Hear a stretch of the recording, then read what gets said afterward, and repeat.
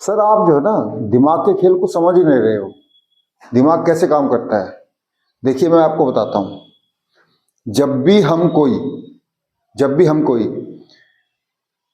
किसी वस्तु, कोई थिंग, पर्सन, क्वांटिटी, क्वालिटी या किसी भी व्यक्ति के बारे में सोचते हैं, ठीक है, आपको पता ही नहीं चल रहा आप कर क्या रहे हो। आप कर क्या रहे हो। जैसे मैं एक बात आपको बताता हूं, जैसे जैसे आपने लिखा ए स्क्वायर प्लस में सॉरी ए प्लस में बी का होल स्क्वायर, ठीक है, आपने सुना ए प्लस में बी का होल स्क्वायर, तो इसका फार्मूला क्या होता है, ए स्क्वायर प्लस में बी स्क्वायर प्लस में 2ab। आगे लिखा ए माइनस बी का whole square, a square minus b square plus में 2ab। इसका फार्मूला कैसे निकलेगा, कैसे निकलेगा इसका फार्मूला, कोई बताएगा। चलो मैं बताता हूं आपको।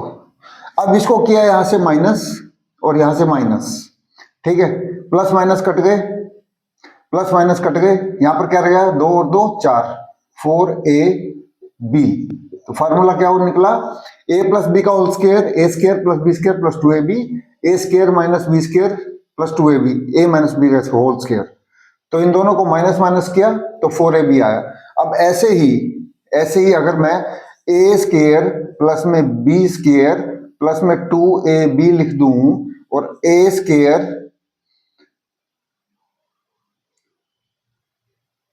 माइनस बी स्क्वायर प्लस में 2ab लिख दूं, तो इसको अगर प्लस करेंगे तो क्या होगा, क्या होगा,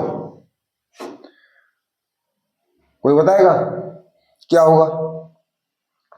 अब ये है माइनस में, ये है प्लस में, ये कट जाएगा तो क्या बचेगा आपके पास, 2a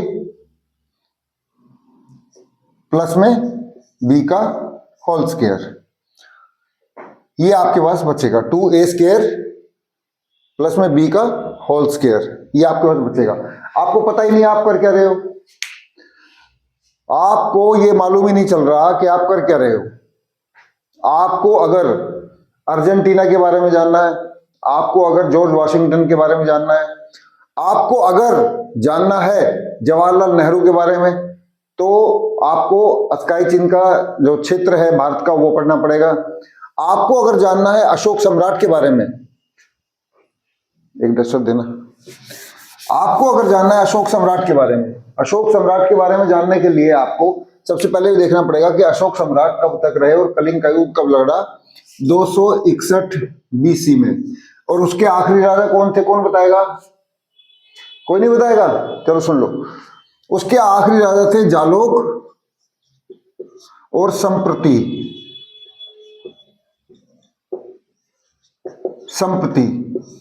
इन दोनों के ही एक सेनानायक थे।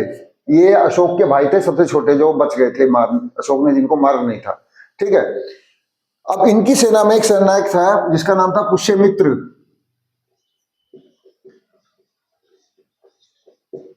और इसके आखिरी का नाम था शुंग, पुष्यमित्र शुंग। अब पुष्यमित्र शुंग ने जब देखा कि भाई इनकी सेना थोड़ी कमजोर हो गई है, अब मुझे कुछ कर लेना चाहिए, तो इसने जो है ना जालों को संप्रति को मारकर अपनी सेना खुद खड़ी करी और शुंग वंश की स्थापना करी, ठीक है, राइट, शुंग वंश की स्थापना करी। शुंग वंश की स्थापना करने के बाद इसी के काल में, पुष्यमित्र शुंग के काल में, मनुस्मृति, नारद स्मृति और मनुस्मृति लिखी गई। अब इस मनुस्मृति में एक 91 श्लोक में, 6th चैप्टर के 91 श्लोक में क्या लिखा हुआ है, दशकम धर्मम लक्षणम, यानी धर्म के 10 लक्षण, धति, क्षमा, दमो, अस्तेय, इंद्रिय निग्रह, आक्रोध और 4 और, यानी इन 10 धर्म के 10 लक्षणों को जो अपनाएगा, सुन रहे हो ना, 10 लक्षणों को जो अपनाएगा वही हिंदू है, ठीक है। आपने सुना होगा बाइबल, बाइबल में कैथोलिक, और प्रोटेस्टेंट, प्रोटेस्टेंट ये दो थे।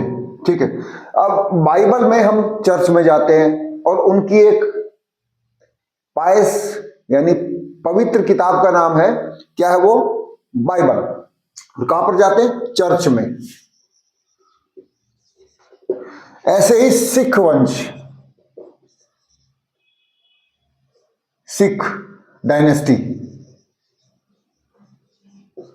सिख डायनेस्टी में सबसे पहले जो गुरु हुए, गुरु नानक हुए, जिनका जन्म 1469 में तलवंडी में हुआ था।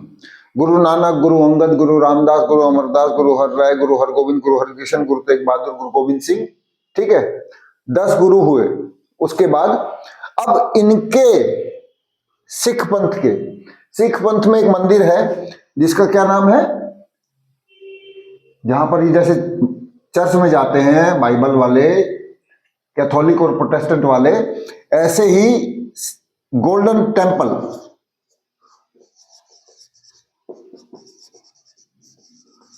Golden temple. और इनकी पायस बुक का क्या नाम है? पवित्र किताब का क्या नाम है? क्या नाम है? कोई बताएगा? Anybody else? कौन बताएगा भाई? कौन बताएगा? अरे कोई तो बोलो, कोई तो हाथ खड़ा करो।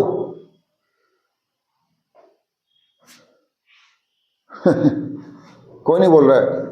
अरे भाई, गोल्डन टेम्पल में जैसे मैंने बताया, गुरु नानक, गुरु अंगद, गुरु रामदास, गुरु अमरदास, गुरु हरराय, गुरु हरगोविंद, गुरु हरकृष्ण, गुरु तेग बहादुर, गुरु गोविंद सिंह, जहां पर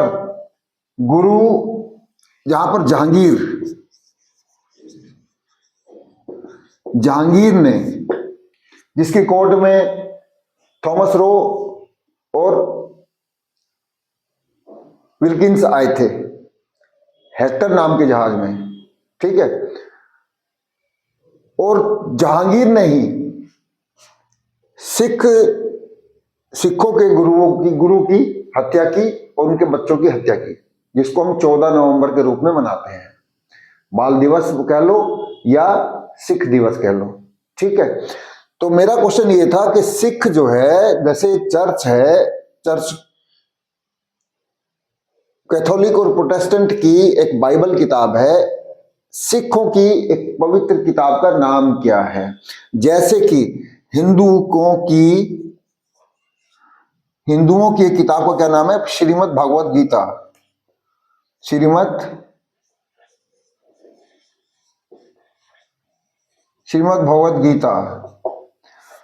भागवत गीता। और इनका मंदिर का क्या नाम है? हिंदुओं की मंदिर। ठीक है, अब आते हैं मुस्लिमों पर। मुस्लिम, सर आप दिमाग को समझ ही नहीं रहे हो। दिमाग कैसे काम कर रहा है? हमारा दिमाग काम कैसे करता है? जब तक आप एक चीज को बार बार पढ़ोगे तो उसका जो है आपके दिमाग में से वो माइंड में चला जाएगा, ब्रेन से माइंड में चला जाएगा। ब्रेन एक सॉफ्टवेयर है जो सिर्फ तस्वीरों पर और फीलिंग्स पर काम करता है। ठीक है, तो मैंने कहा कि मुस्लिम, शिया और सुन्नी,